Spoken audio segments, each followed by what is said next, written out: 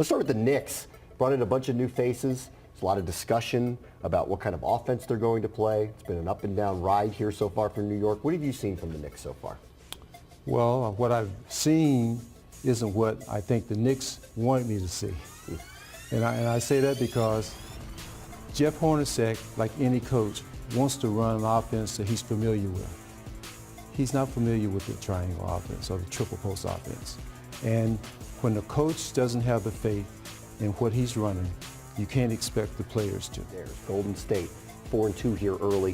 What have you seen from the Warriors so far? Well, the Warriors can score. That's one thing that they can do. But the question behind that, as a former coach, I want them to be more mindful of their shot selection and their turnovers. Because you can score doesn't mean that every time you have an open shot, it's the appropriate shot to take. Do you look at that roster and see hope that they can be a good defensive team? Well, they got good athletes, all right? Now, Zaza may not be as good as Bogut in blocking shots, but he understands how to play the basketball game. He's a big body, all right? But they're long and they're athletic. So the secret to playing good defense is knowing when to and how to help your teammate. And so you got Tim Duncan not sitting on that bench. What's the ceiling for the San Antonio Spurs now? Well, I think Pop will nurse his team along, and they'll no pressure. He'll give guys rest.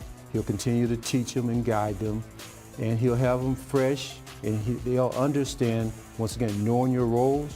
They'll have the chemistry that he wants coming down the stretch after All-Star break. He's got good talent, and the pressure's not on them. The pressure's on the teams up front of them, because you hear those footsteps, that's the San Antonio Spurs. So Jim Cleamons, I'm Bram Weinstein. Let's take a look at the highlights between the Celtics and the Cavaliers. How about LeBron James to Tristan Thompson? Well, one of the things with the Cleveland Cavaliers, you have to run deep. They run their big right down the middle of the floor, and they spread it. Threes have been falling here early for Cleveland. They have been taking them and hitting them easily. Here's Kyrie Irving. Well, Kyrie's got a two-man game out there, and to put him in screen and roll, he's going to get what he wants 9 out of 10 times. And there he was again. And now LeBron one more time. How about that look to Shumpert? That's a great find. You talk about being a point, a guy can do it all. That just exemplifies how well a player LeBron is. A little turnover here leads to Kyrie going the other way and finding LeBron James for this wild finish. That's just a setup. That's straight out Sandlot, but once again, you talk about guys having fun. He knows who we have running with him. Come on, big guy, I'm gonna give you an easy deuce. You're seeing some chemistry here between these two that might be different. Well, I tell you what, winning a championship just lets your personalities down a little bit, and you just want to have fun now. So Boston was in this thing, but late. How about LeBron to Kyrie for that finish? Well, that's what you call an old high post split, and LeBron read it just like he's supposed to do. They're 5-0 for the first time in any season since the mid-1970s. There's something going on here that might be a little different than even in the years past with Cleveland. Well, you hear players always say, what's my role? Well, after you win the championship, guys either know their roles or they accept the roles even though they may not like it. But once again, when you're winning, you can't complain. I wonder if you're seeing that in Cleveland, because constantly for the first couple of years back, what is Kevin Love's role? Where does he fit in this? What is Kyrie Irving's role? Where does he fit in all of this?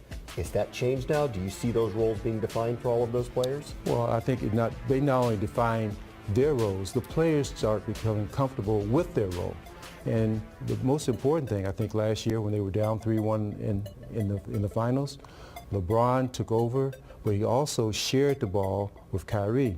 And it wasn't necessarily LeBron's game. It was they learned to play with each other because they kept the pressure on the Golden State Warriors, and the Golden State Warriors had no answers for them.